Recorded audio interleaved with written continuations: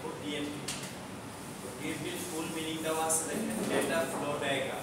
আমরা নরমালি ডিএফটির যে ফুল ফর্মটা আছে এটা থেকে একটা ধারণা করতে পারি যে ডেটা ফ্লো ডায়াগ্রাম তার মানে ডেটা হয়তো ফ্লো হবে, ঠিক আছে। এখন এই ডেটা ফ্লো হবে এটা কি পার্সপেক্টিভে, যে আমরা যখন কোনো একটা সিস্টেম কি করি বিল্ড করি বা ডিজাইন করি সেই ক্ষেত্রে ডেটাগুলো কি হয় পাস হইতে থাকে, ইনফরমেশন আসতে থাকে, যেতে থাকে, তাই না? এরকমই তো হয়। এই যে ডেটাটা ফ্লো হবে এই ডেটাটা কোথায় থেকে কোথায় ফ্লো হবে, এই যে একটা লজিক্যাল রিলেশনশিপ আমরা ভিজুয়ালি দেখব গ্রাফিক্যাল হইতে। এখানে বলতেছে যে কিছু অবজেক্টিভস আছে যে অ্যাবাউট ডেটা ফ্লো ডায়াগ্রাম এই সম্পর্কে জানতে পারবেন এই স্লাইডটাতে। Benefits of DFT, develop of DFT কিভাবে করতে হয়, ওকে। লেভেল অফ ডিএফটি, ডিএফটির যে লেভেলগুলো আছে এগুলো সম্পর্কে আপনারা জানতে পারবেন। Difference between logical and physical DFT, একই সাথে আছে tools available to draw DFT. অর্থাৎ ওই যে বলছিলাম যে সিমুলেশন টুলসের কথা কিছুক্ষণ আগেই বলছিলাম যে কি কি টুলস আমরা চাইলে ইউজ করতে পারি সেই জিনিসগুলো নিচে কি করা আছে মেনশন করা আছে, আমরা ওগুলো দিয়ে প্র্যাকটিস করব। ফ্লো ওরিয়েন্টেড মডেলিং, যে টাইটেলটা আছে টাইটেলটা একটু ভালোভাবে দেখেন। ফ্লো ওরিয়েন্টেড মডেলিং তার মানে ফ্লোটা যে হচ্ছে, ওকে, এটার উপর বেস করে আসলে আমরা কি মডেলিংটা কি বলতেছে, represents how data objects R transfer at any move through the system.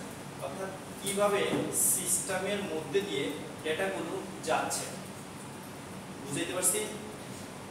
Data flow diagram is the diagrammatic form that is used, এরপর হচ্ছে considered by many to be an old school approach but continues to provide a view of the system that is unique.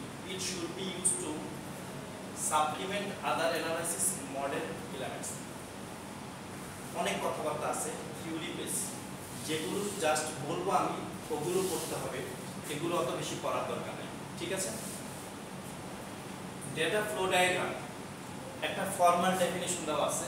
এই data flow diagram is a visual representation of the flow of information for a process for a system. একটা সিস্টেমে অথবা একটা প্রসেসে ডেটাগুলো কিভাবে কি হবে flow হবে বা কোন দিক থেকে কোন দিকে যাবে এই জিনিসটাই আমরা কি দেখতে পাবো ভিজুয়াল রিপ্রেজেন্টেশনের মাধ্যমে দেখতে পাবো, যেটাকে আমরা এই পার্সপেক্টিভে কি বলতেছি ডিএফটি, ডেটা ফ্লো ডায়াগ্রাম। খেয়াল করেন একটা লগইন সিস্টেমে ভিজুয়াল রিপ্রেজেন্টেশন ডিএফটি দেওয়া আছে। ফার্স্টে দেখেন কি বলতেছে, পুরোটা হচ্ছে লগইন সিস্টেম, এই জিনিসটা হচ্ছে প্রসেস। সামনে কিছুক্ষণ পরে সিম্বলগুলো নিয়ে কথাবার্তা বলবো। আপাতত দেখেন কি হচ্ছে যে লগইন সিস্টেম, একই সাথে দেখেন change password management, programmer management, login management মানে অনেক কিছু থাকতে পারে। এটা নিয়ে আপনাদের এখন কনসার্ন হওয়ার দরকার নেই, প্যানিক হওয়ার দরকার নেই, অনেক কিছু থাকতে পারে। জাস্ট আপনাকে দেখাচ্ছে যে এই যে প্রসেসটা হচ্ছে সেন্ট্রালি ডেটাগুলো প্রসেসের মধ্যে দিয়ে কি হচ্ছে ফ্লো হচ্ছে, ওকে। এছাড়াও দেখেন আমরা যদি নেক্সটে এই কম্পোনেন্টগুলো নিয়ে একটু কথাবার্তা বলতে চাই তাহলে দেখেন এখানে অনেকগুলো মেজর কম্পোনেন্টসের কথা বলা আছে। একদম ডান পাশে দেখেন নোটেশন দেওয়া আছে ডেটা ফ্লো, অর্থাৎ তীর চিহ্ন যেই দিকে যাবে সেই দিক থেকে ডেটাটা যাবে আর কি, বুঝা গেল? বা তীর চিহ্নের মুখটা যেদিক ওই দিকে যাবে। আসি এবার ডেটা ফ্লোতে কি বলছে, ডেটা দেখি packet flowing from one process to another process, one process to another process. ফার্স্টের লাইনে যে প্রসেস সম্পর্কে এখনো ক্লিয়ার হয়নি, কিন্তু বলতেছে ডেটাটা ফ্লো হবে একটা প্রসেস থেকে আরেকটা প্রসেসে, ওকে। প্রসেস আমরা এখনো ক্লিয়ার হয়নি, একটু পরে ক্লিয়ার হয়ে যাবে। নেক্সটই হচ্ছে process transforms incoming data flow into outgoing data flow. ওই যে একটু আগে বলছে তার আগের লাইনেতেই বলছে যে ডেটাটা প্রসেসের মধ্যে দিয়ে কি হবে ফ্লো হইতে থাকবে। প্রসেস যে অংশটা সেখানে অবভিয়াসলি আপনারা ওয়ার্ডটা দেখেই বুঝতে পারতেছেন প্রসেস টাইপের কিছু একটা হবে। সেটাই বলতেছে যে ইনকামিং ডেটা, তার মানে প্রসেসের মধ্যে কোনো ডেটা আসলে সেখানে কোনো অপারেশন হবে, এটা তো আমি বুঝতে পারতেছি, তাই না? দেখেন তারপরে বলছে ইনটু আউটগোয়িং ডেটা ফ্লো, আবার বাইরের দিকে ওই প্রসেস ডেটা হয়ে আবার বাইরের দিকে কি হয়ে যাবে, বের হয়ে যাবে। নেক্সট হচ্ছে দেখেন ডেটা স্টোর। ডেটা কি স্টোর, যে কোনো সিস্টেম অবভিয়াসলি ডেটার উপর বেস করে কাজ হয়। এখন এই ডেটাকে স্টোর করার জন্য আপনার কি লাগবে, স্টোর লাগবে, স্টোরেজ লাগবে। তো সেটাকে আমরা সিম্বলটা কি দিব, এই যে দুইটা প্যারালাল যে লাইন দেখতেছেন এটা হচ্ছে কি ডেটা স্টোর। আমরা ঠিক যখন পরীক্ষার বা কোনো খাতা আনসার করতে যাব তখন এইভাবে দিব, ঠিক আছে? ভেতরে লেখার দরকার নেই, এটা দেখলেই আমি তখন বুঝতে পারবো যেটা একটা কি ডেটা স্টোরেজ, এটা একটা ডেটা স্টোরেজ। নেক্সট হচ্ছে এক্সটার্নাল এন্টিটি বা ইন্টারেক্টর, এটা একটু পরে বলি। কি বলতেছে দেখেন, objects outside the system with which the system communicates, মানে যার সাথে আসলে কি করবে, সিস্টেম কমিউনিকেট করবে। মেজর যদি কম্পোনেন্টস আমরা দেখতে চাই ডিএফডি, তাহলে এই চারটা কম্পোনেন্ট মাস্ট লাগবে। বুঝা গেল? ফার্স্ট অফ অল হচ্ছে ডেটা ফ্লো, এটার জন্য ওই যে একটা তীর চিহ্ন দেখছেন, এই যে এরকম একটা তীর চিহ্ন। নেক্সট বলতেছে একটা প্রসেস লাগবে, তার মানে এই যে একটা সার্কেল। তারপর বলতেছে একটা ডেটা স্টোর লাগবে, এই যে ডেটা স্টোর আছে। নেক্সট বলতেছে এই যে এক্সটার্নাল কি ইন্টারেক্টর বা এন্টিটি, যেটাই বলি আর কি, সামনে দেখলে বুঝতে পারবেন। ডেটা ফ্লো, ডেটা ফ্লো এর ক্ষেত্রে কি বলতেছে যে the data flow is the curved line that show the flow of data in or out of the system। অর্থাৎ ডেটা ফ্লো এর জন্য যে লাইনটা আমি ইউজ করব, এই লাইনটার দিকে তাকাইলে বুঝতে পারবো এই ডেটাটা কি প্রসেসের দিকে আসতেছে অথবা প্রসেস থেকে বের হয়ে যাচ্ছে। বুঝা গেল? নেক্সট হচ্ছে process. A circle is a process in data flow diagram and depicts how the data is handled and processed in the system। অর্থাৎ ওই যে সার্কেলের মধ্যে যে প্রসেসটা হবে, তার মানে এখানে কোনো লজিক্যাল রিলেশনশিপ থাকবে, যেখানে ডেটাটা আসার পরে প্রসেস হবে, প্রসেস হয়ে সেখান থেকে বের হয়ে যাবে। বুঝা গেল? নেক্সট হচ্ছে entity. an external entity that serves as a source of system inputs or a sink of system output is called a source of sink। আচ্ছা, an external entity that serves as a source of system inputs, তার মানে input আসবে, কি আসবে, input আসবে। এখন input আসতে হলে সেখানে কি থাকে বলেন তো, ডেটা থাকে। ইনপুট মানে ডেটা থাকবে, সেই কথাটাই বলছে যে এইরকম যখন এক্সটার্নাল কোনো এন্টিটি থাকবে, যেটাকে আমরা রেক্ট্যাঙ্গেলের মতো বক্স দেখতেছি, সেখান থেকে যদি কোনো ডেটা বের হয়ে হয় সেটা কোথায় যাবে, প্রসেসে যাবে। প্রসেসের পরে হয়তো আরেকটা প্রসেসও যাইতে পারে, আর না হয় সেই ডেটা প্রসেস হওয়ার পরে স্টোরে চলে যাবে, স্টোরেজ যেটা আমরা বলবো সেখানে চলে যাবে। নেক্সট হচ্ছে ডেটা স্টোর। এই data store denotes the storage of information that can be retrieved later or by other process in a different order। A single element or a set of elements can be found in the data storage।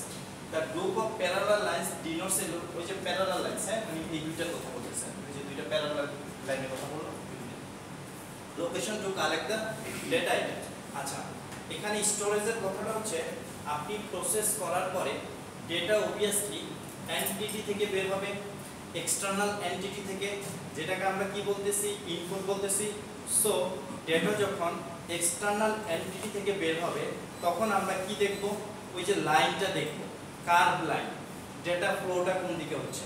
তখন হয়তো দেখব যে এটা কোন একটা প্রসেসের মধ্যে যাচ্ছে, ওই প্রসেস ডেটাটা প্রসেস হয়ে একটা আউটগোয়িং লাইন দিয়ে হয় সেটা আরেকটা প্রসেসে যাবে, আর না হয় সেটা সরাসরি কোথায় আসবে, স্টোরেজে আসবে, স্টোরেজে আসবে। পরবর্তীতে যদি কখনো স্টোরেজ থেকে ডেটা দরকার হয়, যাতে আমার কি হয়, প্রসেস থেকে কল করে সেখান থেকে স্টোরেজ থেকে কি নিতে পারি, ডেটাটা প্রসেসের থ্রুতে নিয়ে নিতে পারি। বুঝতে পারছেন কি কথা? ক্লিয়ার? গুরুত্বপূর্ণ, এগুলো একটু একদম হুবহু মুখস্থ করার দরকার নাই, নিজের মতো করে যা বুঝছেন তাই লিখবেন। ডিএফডি রুলস খুবই গুরুত্বপূর্ণ, খুবই গুরুত্বপূর্ণ, কারণ আমরা যখন ডিএফটি ইমপ্লিমেন্ট করতে যাব বা ডিএফটি ড্র করতে যাব, সেই ক্ষেত্রে কি কি কাজ করতে পারবো, কি কি কাজ করতে পারবো না, সেটা এখানে বলা আছে। ফার্স্ট অফ অল বলছে data can not be directly flow between two entities. দুইটা এন্টিটিসের মধ্যে ডেটা কখনো ডাইরেক্ট ফ্লো হইতে পারবে না। এখন দুইটা এন্টিটিস কি কি বলেন তো? এন্টিটিস গুলো কি এটা না? এই যে তাই তো বলতেছি, তাই বলতেছি না? অর্থাৎ তারা বলতেছে যে এই দুইটা এন্টিটিস মধ্যে ডেটা কখনো কি আসবে না, ডাইরেক্টলি ফ্লো হইতে পারবে না। তার মানে ইন দা মেইন টাইম মাঝখানে হয়তো বা কি হইতে হবে, মিডিয়া প্রসেস হইতে হবে, প্রসেস হওয়ার পর স্টোরেজ কোনো কিছু লাগতে পারে, সেটা হইতে পারবে, কিন্তু ডাইরেক্টলি কি হবে না, হবে না। সুতরাং যখন আমরা এটা ড্র করতে যাব তখন বি কেয়ারফুল থাকবো, কোনোভাবেই যাতে এরকম কি চিহ্ন মানে উল্টাপাল্টা জায়গায় ইউজ না করি। বুঝে গেল? নেক্সট হচ্ছে it must flow from entity to process and vice versa. বলে দিছে, হ্যাঁ, পরের লাইনে কিন্তু বলে দিছে, বলছে যে এন্টিটি থেকে ডেটাটা কোথায় যাবে, প্রসেসে যাবে। কথা কি ক্লিয়ার? বুঝে নাই? বুঝে নাই আপনারা কি বলছি? বলতেছে দুইটা এন্টিটির মধ্যে সরাসরি ডেটা ফ্লো হবে না। ডেটা ফ্লো কোথায় হবে? একটা এন্টিটি থেকে ডেটা যদি বের হয় তাহলে obviously সেটা প্রসেসে যাইতে হবে, প্রসেস থেকে প্রসেস হয়ে ইটস ওকে আরেক জায়গায় চলে যাবে, ঠিক আছে? কিন্তু কখনই দুইটা এন্টিটি ডাইরেক্টলি ডেটা কি করতে পারবে না, পাস করতে পারবে না, নিজের মধ্যে ইন্টারকানেকশন করতে পারবে না। বুঝাইতে পারছি? Next, data can not directly flow between two data store. Data store যদি আপনার মানে রিজিয়ন অনুযায়ী ডেটা কি থাকে, স্টোরগুলো আলাদা আলাদা করা থাকে, তখন বলতেছে যে দুইটা স্টোরের মধ্যে ডাইরেক্টলি আমি কি করতে পারবো না, ডেটাগুলো পাস করাইতে পারবো না। তাহলে এই ক্ষেত্রে হয়তো বা মাঝখানে কিছু ঘটবে, কি ঘটবে? It must flow from the data store to a process and vice versa.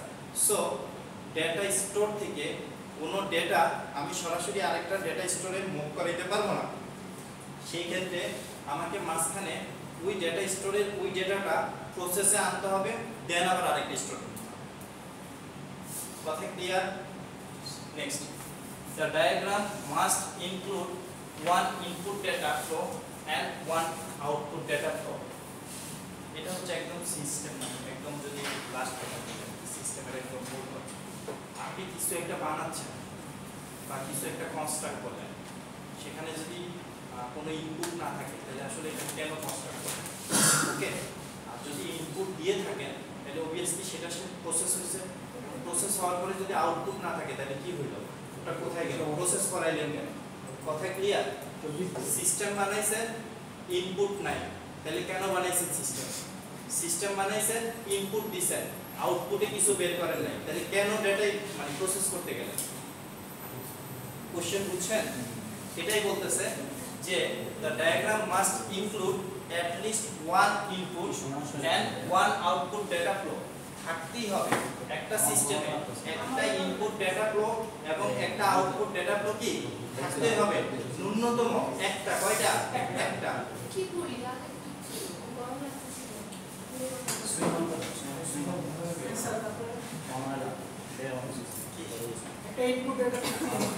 এটা clear?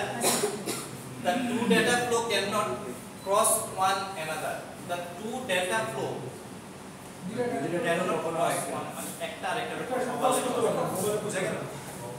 all the process in the system must be linked to a minimum one data store or any other process or any other. হ্যাঁ, ন্যূনতম আপনার সিস্টেমে একটা কি থাকতে হবে, store থাকাই লাগবে, একটা স্টোরেজ কি থাকাই লাগবে। কারণ কি, সিস্টেম যখন কথা আসবে তখনই অবভিয়াসলি সেটা ডেটা নিয়ে কাজ করবে, আর ওই ডেটা স্টোর করার মতো যদি কিছু না থাকে তাহলে আমি কোথায় দেখবো? বুঝা গেল? কোথায় রাখবো? ওকে, সো কিছু কথাবার্তা খুবই গুরুত্বপূর্ণ যে ডিএফটি ইমপ্লিমেন্ট করার জন্য আমার যে মানে যে শর্তগুলো আমাকে মেইনটেইন করতেই হবে সেগুলো হচ্ছে এগুলো। ওকে, আপনারা যখন আঁকবেন অবভিয়াসলি আপনারা এই জিনিসগুলো মাথায় রেখে দেন ডিএফটি আঁকতে যাবেন। DFT levels and layer DFT কি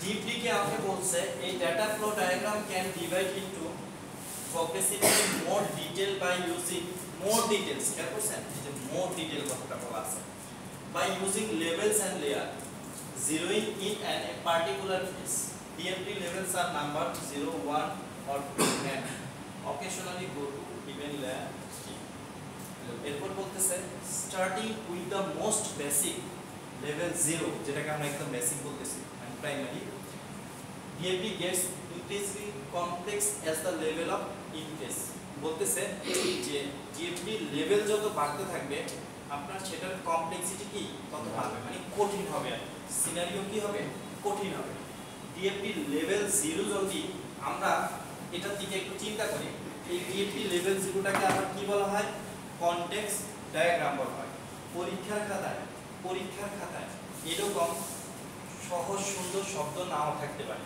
বুঝা গেল যে স্যার DFT 0 1 2 3 এইভাবে পরিচিত হয়ে আসে কিন্তু সেটাকে আবার DFT 0 কে যে কনটেক্সট যে ডায়াগ্রাম বলে এটা আমি জানি না পরীক্ষার খাতায় এটা তো স্যার পড়ার নেই তখন কিন্তু বিপদ ঠিক আছে সো DFT 0 এটা আরেকটা নাম হচ্ছে কি কনটেক্সট ডায়াগ্রাম এখন কি ঘটে এর মধ্যে দেখেন things this is the highest level and represents a very simple top level view of the system being represented অর্থাৎ একটা সিস্টেমের ফুল ওভারভিউ খুব সংক্ষেপে যাতে দেখলেই বোঝা যায়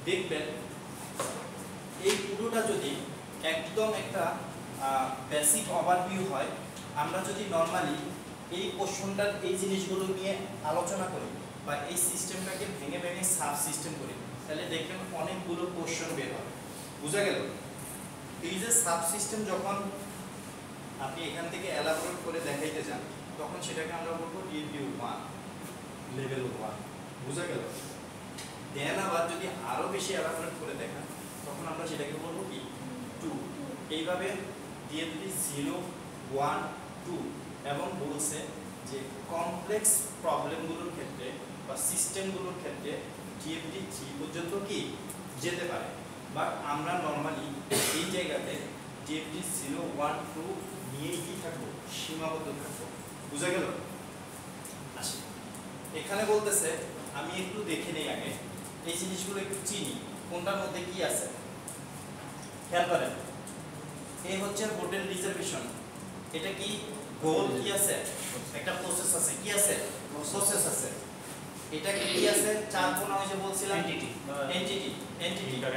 এটা একটা কি আছে বলেন তো এন্টিটি আছে আর এই জিনিসগুলো কি ডেটা ফ্লো তাইলে আমার শর্ট কি নাই মনে হচ্ছে কি নাই স্টোরেজ হ্যাঁ মনে হচ্ছে যে স্যার এটা দেখে আমার স্টোরেজটা নাই তাই না এটা দেখে আমার স্টোরেজটা নাই বাট DFT যে লেভেল 0 এটা দেখে অনেক সময় মনেই হবে যে স্টোরেজ নাই যখন এটা এলাবোরেট দেখব তখন আসলেই এখানে স্টোরেজ আছে নরমালি DFT 0 নিয়ে যদি আমি কথাবার্তা বলি সেটা হচ্ছে দেখেন এখানে আসে একজন গেস্ট আসছে আসার পরে সে আসলে কি হোটেলে যে ঘুরতে যায় না ঘুরতে গেলাম তখন গেস্ট গেল যাওয়ার পরে রিসেপশনে বললো যে কোনো রুম ফাঁকা আছে কিনা তখন সে আসলে কি করবে এই প্রসেসের মাধ্যমে এখানে দেখবে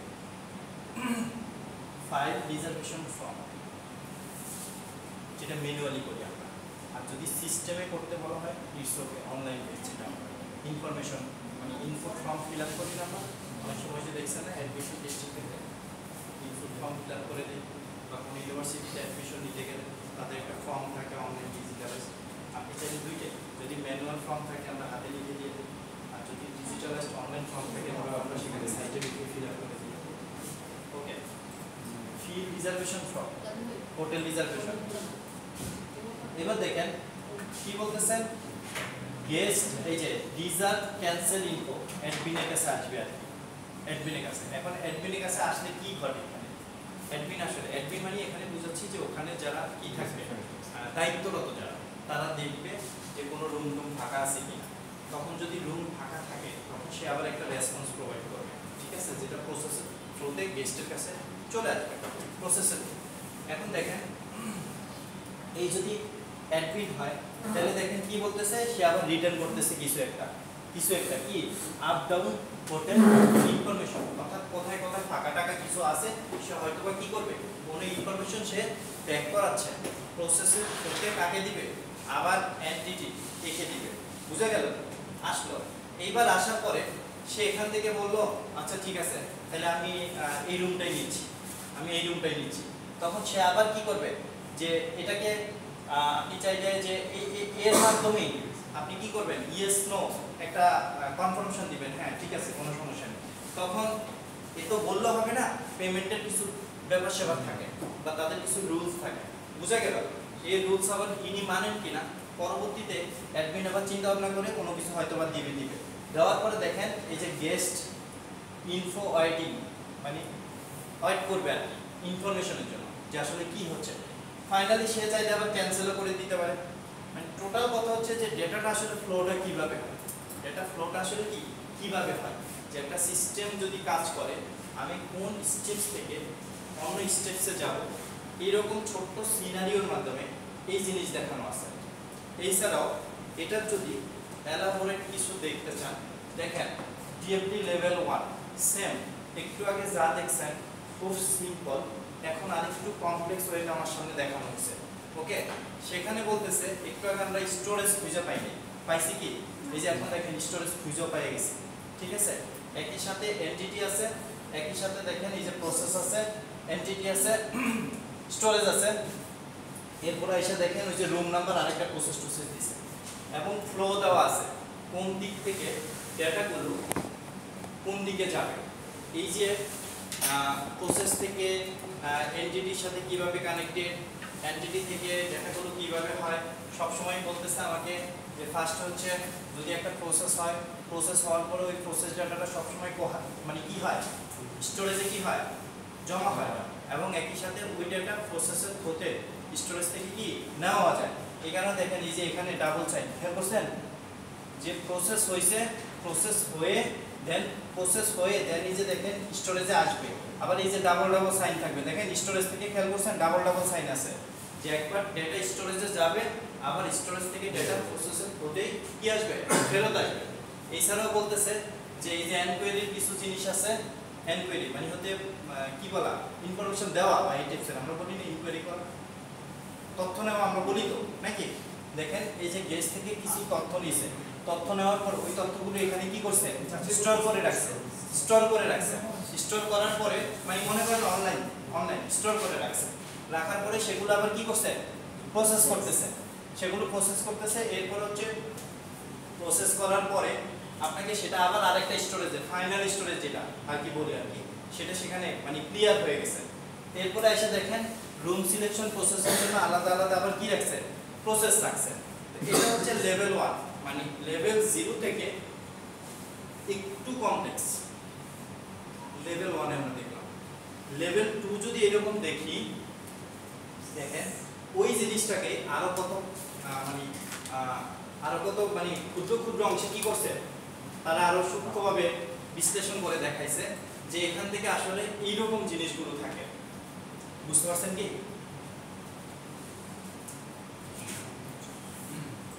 লেভেল 2 তে কি বলছে ইট রিপ্রেজেন্টস দ্য প্রসেসটা এটাই হচ্ছে বিস্তারিতভাবে দেখাচ্ছে কি মেইনলি কি হচ্ছে। দেখেন 2 তে কি বলছে it represents the process within each function of the system and how they interact with each other. বুঝা গেল? ডিউটি 2 এর একটা ফর্মাল ডেফিনিশন দেখেন ওই যে সামনে উপরের দিকে দেওয়া আছে, দেখে নেন।